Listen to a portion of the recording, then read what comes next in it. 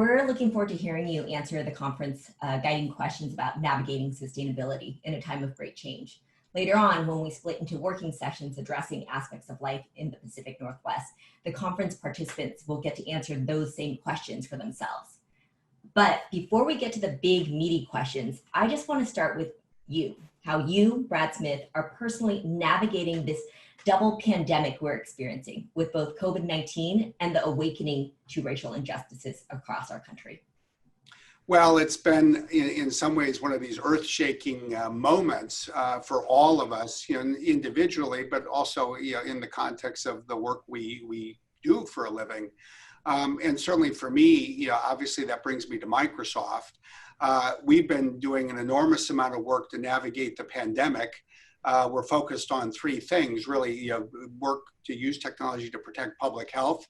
Second, to promote a more inclusive economic recovery, which by definition addresses these issues around racial inequity.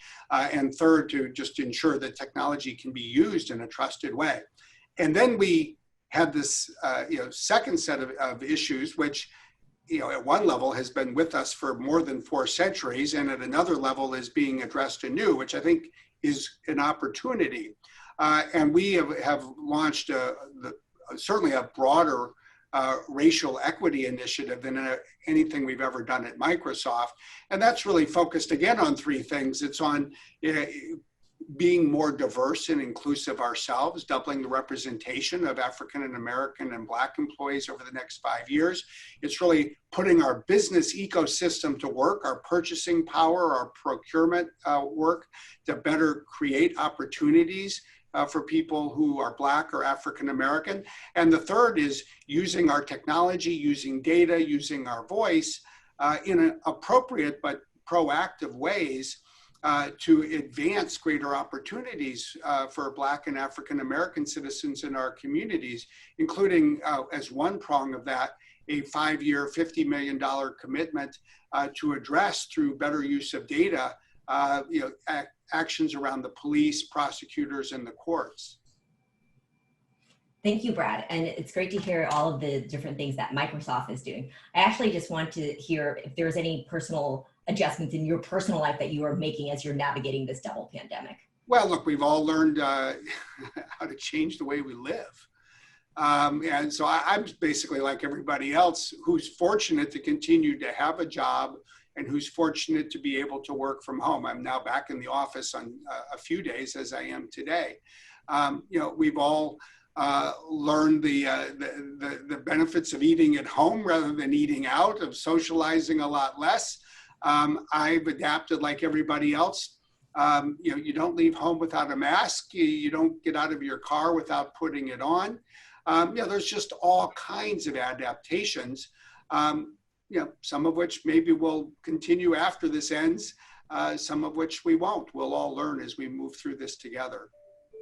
Yeah, and I think that learning is just really the key here. So going to that first question of what adjustments to this new normal have we made that we should continue? And I like to think of this question as, what are the opportunities that have come out of the pandemic that we should continue? Well, the first thing that I would say is I think people should approach with a dose of humility the opportunity to predict what people will want or need when the pandemic ends based on what they're experiencing right now. There are definitely new things we're learning, but I think that we won't know until 2 years after this ends what people really most value.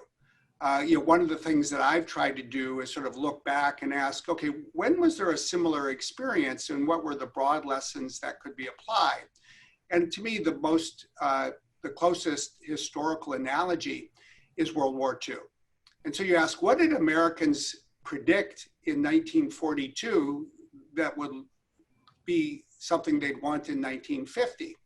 And to me, there's 3 lessons that emerge from that. The first is anything that was a trend before that accelerates through this is probably going to continue to persist.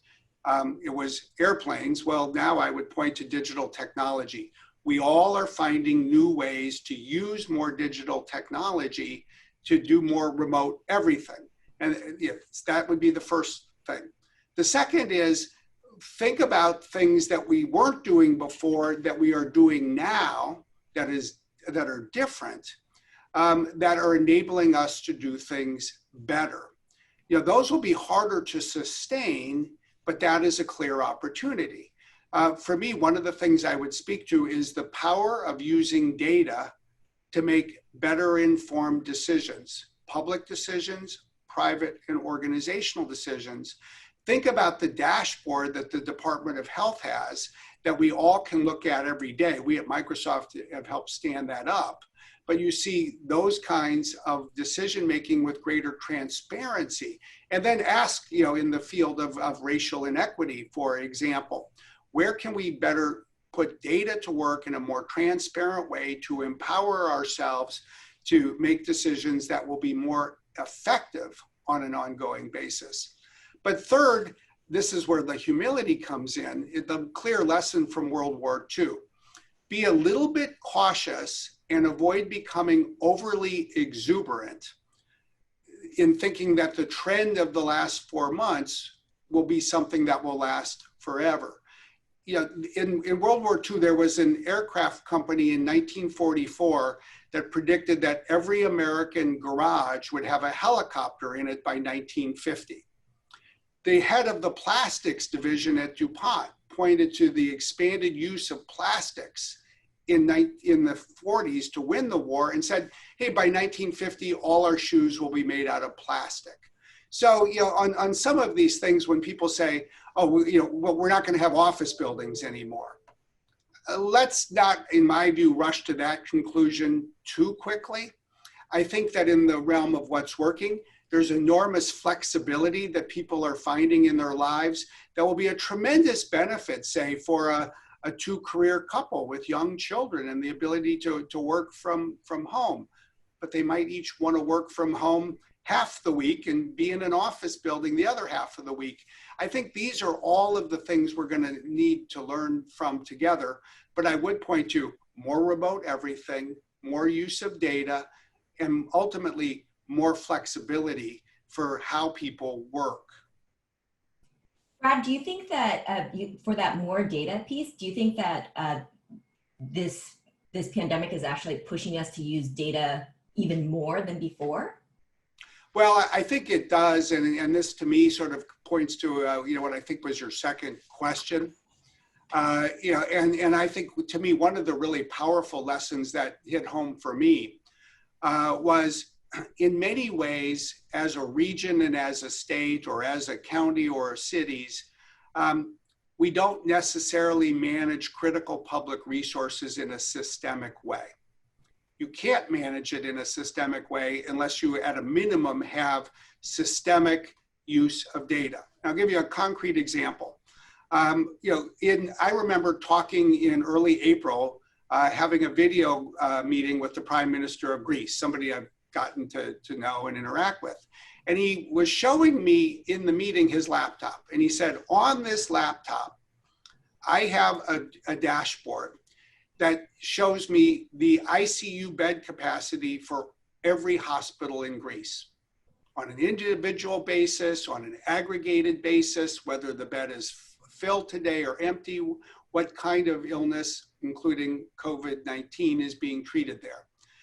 We didn't have that in the city of Seattle. We didn't have that in King County or Washington State, because I think in the United States, in many respects, we haven't been managing critical public resources as systematically. And you know, that was true for PPE. It's been true for testing. And I think, you know, as you think about the fundamental issues that are important to this group, whether it's public health, racial inequity, which really then connects with, say, educational resources as just one example, or think about environmental sustainability and what it will really take for us to reduce our carbon emissions. The truth is, it's got to, in every instance, start, in my view, you know, with greater systemic data resources so we can measure and then manage what we're doing in a more impactful way. And we do not have that right now. We've been scrambling, and we should learn from that. Yes, so that the need now more than ever has pushed us to pushed us to use data more. So that's an interesting example with the Greek prime minister. And so do you think that we are going to be continuing to, how are we learning from other countries in terms of the adjustments that we've been making? Well, mostly I would say, I don't think we've been learning enough from other countries, to be honest. Now it's early, so it's not really fair to be too hard on ourselves because most lessons emerge over time. But one of the more insightful meetings I had over the last few weeks, it was with some of the public health officials in Japan. And my basic question to them was, why were they doing so much better than the United States in terms of their statistics? Now, interestingly, some of it was cultural. Cultural, in part, born of experience in Asia. Having experienced things like SARS, we're all learning that masks actually have an impact. But this really connects with the last part. One of the things that they do in Japan is manage their public health resources in a very well-funded and systemic way. So they've been just so much more capable to advance contact tracing. And especially when we're talking about inequities, one of the obvious lessons, and I know one of the things you're talking about, is every problem that existed before and that has been exacerbated by COVID-19 has had a disproportionately negative impact on communities of color and people from lower income brackets. And what that means is you can only meet the needs of this kind of community with a strong public infrastructure, often a public sector infrastructure or public-private collaboration. So we should almost systematically ask ourselves, where have we felt under-resourced? Where have we been having to adapt quickly? And then ask ourselves, where are other parts of the world doing well? And let's learn from them. But I will say one of the things that emerges very quickly, not surprisingly, is that people are doing best when they had the resources in place before COVID-19 arrived. You don't build a new public health infrastructure in 3 months. You don't build a data system that suddenly treats hospitals as a systemic regional resource unless you've started to focus on that in advance. So we've been talking about the things that we can learn from those outside the US. This conference is about bringing together regional leaders to share best practices and innovate. Do you think that there are any unique opportunities for us here in the Pacific Northwest to also share what we're learning, the adjustments that we've made with people outside this region? Well, absolutely. And to me, if there's one thing that has characterized our response as a region to COVID-19 that is the most important in terms of a best practice, it's been the spirit and the practice of public and private sector collaboration. I think this is, in the first instance, a reminder that every big problem in the world today actually needs people to come together, typically from 3 groups: from government, from civil society, really nonprofits, NGOs, and from the other parts of the private sector, including the business community. That's fundamentally how we're, frankly, organized. That's how we operate societally. And these problems, and it's true of public health, racial inequity, and environmental sustainability, all 3 of these are so big that no one sector can ever really aspire to solve the problem by itself. And this is why we're so pleased, say, with the leadership of Challenge Seattle, that how that it not only played a role in connecting the members of Challenge Seattle, but with Chris Gregoire's leadership, it served as I like to say, the sort of town square. The calls that happen a few times a week are open to everybody.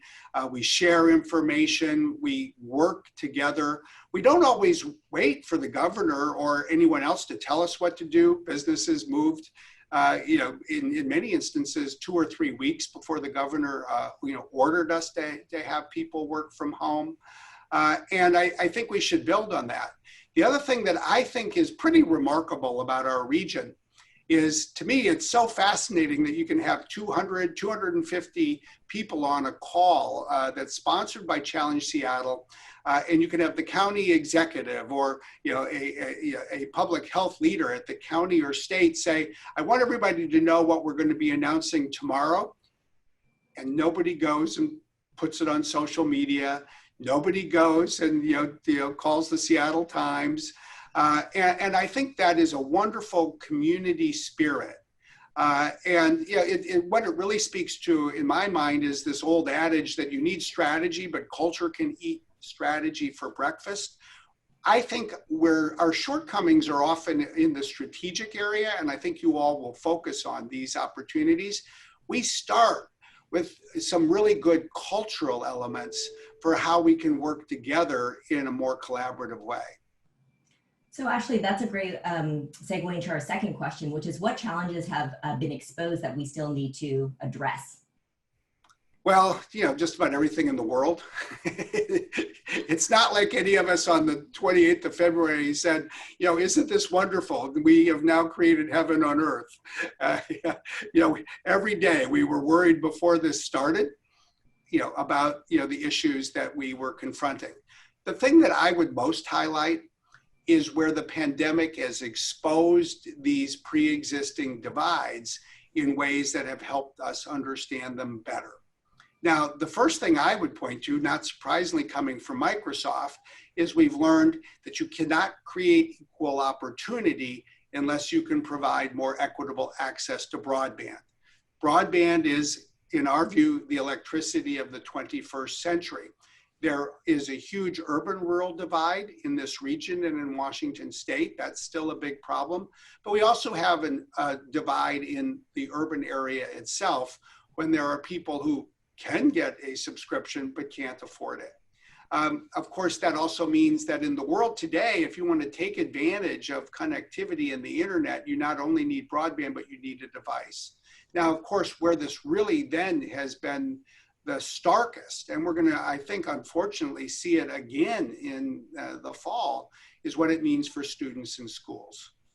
We created an educational system that was designed to inject equity for people who could come to a schoolhouse, a building. And obviously we thought about not just how to meet people's educational needs, but literally not just as a community, but a nation, even their nutritional needs. And oh my gosh, we are just not in great shape in terms of what it means to serve and support and educate students at home. We'll do better in the fall than we did in the spring, but I'll be very surprised if anyone says, gee, now we're doing well enough. So we need to think about the technological aspects of that. We need to think about the nutritional aspects of that. We need to think about the culture and how we support teachers. We need to think about how we support parents, because I think there's a lot of parents, I hear about from the Microsoft employees who say, well, I'm now trying to internalize that in September, I'm going to have 2 jobs. I'm going to have my job at Microsoft and I'm going to have my job as a homeschool teacher.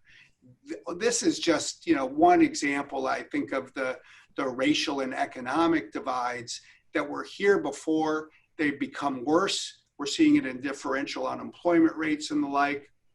And we're just going to have to do more in the short run and then take all of our learning to do more in the long run. So this challenge of the digital divide that's been exposed and how to address that is going to help us work toward equity. What are other experiences, what else have we learned from this experience that will help us work toward equity, undo institutional racism, as well as advance environmental justice? Well, obviously, all of us in the Seattle area, in Puget Sound, Washington State, the nation, have been going through sort of a crash course in policing. These other issues that impact, say, African Americans and Black citizens, people of color in a way that doesn't have the same impact on those of us like me who are white. And I think it's been a good dose of education. I think it does call on us not just to sort of rebuild the economy, but reimagine what we would like to see in terms of techniques for policing, in terms of the relationship between the police and the community. Yeah, I sort of like the way one person has framed the question, you know, in asking not just about whether to defund, but how one might refund the police budget. You know, what should we be doing more of? What should we be doing less of? Because the truth is, this isn't just about what we should do less of. It's what we need to do more of to build you know, the right kind of community that gives every citizen equal confidence and just comfort in you know, their relationship with our community and our society.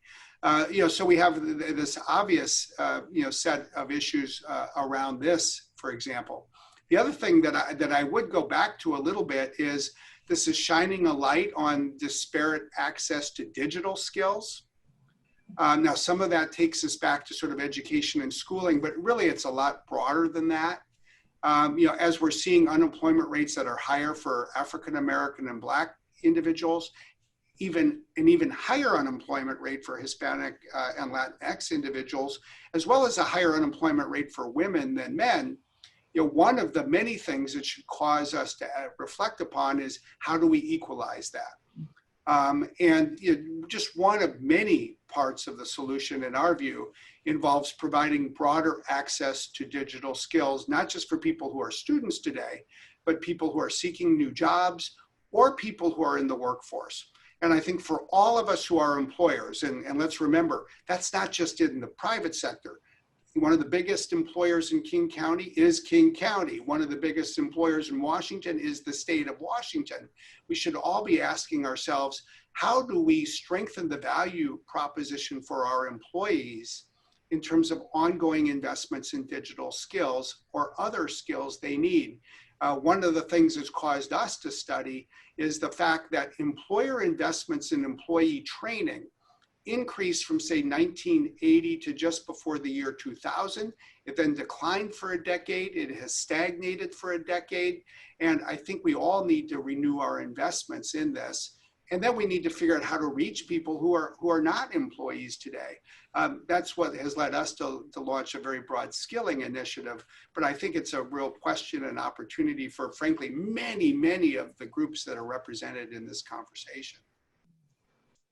Great. And we just have one more question of the conference theme question. So just thinking in the future, what are the long-term implications from this experience for how our region, its landscape, and our communities continue to evolve? Well, I would point to two or three things, and you know, like so many aspects of this, you know, these are not things that we just discovered, you know, on the 15th of March. The first is I think we should think more about how to distribute growth, you know, so that we have more opportunities for people to live closer to jobs that don't require lengthy commutes, and how we use that as part of a strategy to create more affordable housing. Because we do have an affordable housing crisis as a region, and we haven't yet made even the start of the kind of progress that we're going to need to make. And we're going to need to focus on that, you know, in the city of Seattle. Frankly, I think we need to do more in all of the cities across Puget Sound. But I also think we should recognize that the more we can spread growth out, the better off we'll be. Second, I think that points to our transportation infrastructure, as well as our ability to think more as a region. And this is where, from my perspective, our perspective at Microsoft, you know, we would say that thinking about the Cascadia corridor as a corridor that creates more opportunities between Vancouver and Seattle and between Seattle and Portland is one element of this.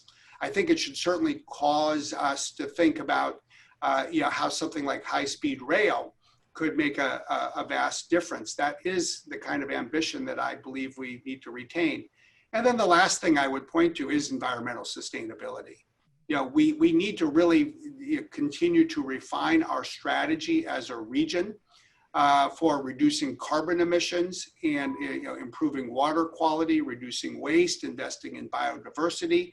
That too is very much, I think, a collaborative exercise across the public and private sectors. I think it's easy for people to say, let's learn from this. If people can work from home, they won't drive cars that emit carbon, and that is true. That may be part of the future, but I would also point out that if people drive cars that are powered by batteries, that are charged at night on an electrical grid, that is driven by green energy, that too will reduce carbon emissions. So I don't think it's just one or the other. And one of our strengths as a region, actually, if you look around the world, as we do with our data center operations around the world, we start with a higher percentage of our electrical grid being fueled by renewable energy than actually most parts of this country or the world. So I would just say, think about that too. But we need big ambitions for the long term when it comes to the environment. Thank you, Brad. So I know a few days ago, Microsoft just released the seven steps to achieving carbon negative by 2030, and you built a cross-sector company coalition to do that. Do you have some words of advice as to give to the conference participants as we're about to build coalitions and have this conversation? Well, the first thing I would say is there's some really simple but fundamental carbon math to learn. It's not hard. We have an explainer video you can watch for 2 minutes, but basically learn about scope 1, 2, and 3 emissions, because I think that it will level set and provide the foundation for an ongoing, more sophisticated conversation. In short, scope 1 is what we emit ourselves by, say, driving a car. Scope 2 is the carbon that's emitted for the electricity we consume, either personally or, say, as a business or employer. Scope 3 is really the broadest, and that's what happens in your supply chain or when people use the product that you create. But the key for us to be successful in reducing carbon, frankly, needs to start with understanding the different components, how we take steps to measure it, and then work together to reduce it. We can't reduce it if we can't measure it. And that's fundamentally a big part of what we're doing at Microsoft in order to reach a carbon negative point by the year 2030. Part of what we launched this month that we talked about is new work with our supply chain. And we'll have standardized reporting for our suppliers, but ultimately I think we need standardized reporting that applies across the economy. I don't want to burden every company by having to fill out a bunch of different measurement approaches in order to tell the people who purchase their products how much carbon was emitted in creating it.